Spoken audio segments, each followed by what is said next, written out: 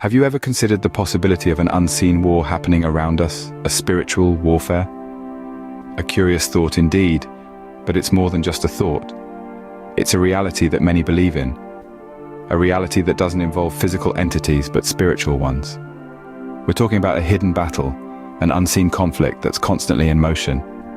Now you might be wondering, what is this unseen world we're speaking of? It is a realm that exists beyond our physical senses, yet it influences our daily lives in ways we may not fully comprehend. It's a world of spiritual principalities, powers that govern over darkness. These aren't your typical rulers or authorities. They are spiritual forces, entities that exist in a dimension beyond our tangible reality.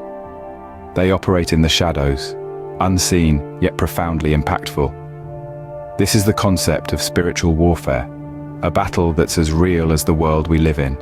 In the spiritual realm, principalities refer to the highest order of the spiritual hierarchy. These are not mere figments of imagination, but rather profound concepts that bear great significance in our understanding of the spiritual world. They are like the leaders, the heads of state, if you will, in the spiritual universe. Each principality holds authority and control over certain areas or domains. It's intriguing to imagine, isn't it? A realm unseen but very much real, with its own set of rules and hierarchies. But how do these spiritual principalities impact our physical world? Well, their influence is subtle, yet pervasive. These unseen forces can shape our thoughts, our actions, and even the course of events in our lives. The power they hold over darkness is immense. They govern the forces of darkness, exercising authority with a potency that can be hard for us to fully comprehend. Now that we know what spiritual principalities are, how do they wage war? The spiritual warfare is not a physical battle, but a battle of the mind and spirit. Here, in this invisible arena, the combatants are not flesh and blood, but principalities and powers. Our weapons too are not of the physical realm. They are spiritual: faith, truth, righteousness, peace, the word of God, prayer. These are the tools we use to stand against the forces that seek to cloud our minds and spirits. In this warfare, principalities can exert influence, shaping thoughts and actions not just of individuals, but entire societies. They can create strongholds of fear, anger, hatred, and confusion, a power of darkness that can seem overwhelming.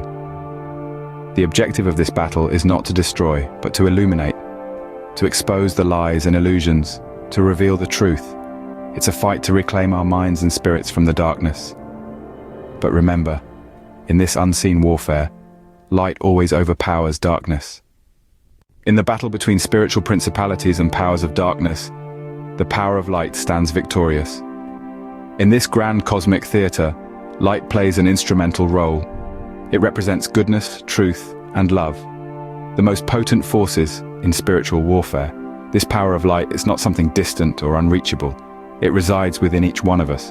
It's that inner compass guiding us towards virtue, that innate drive pushing us to uphold truth, and that profound capacity to love unconditionally. Harnessing this power is not a Herculean task.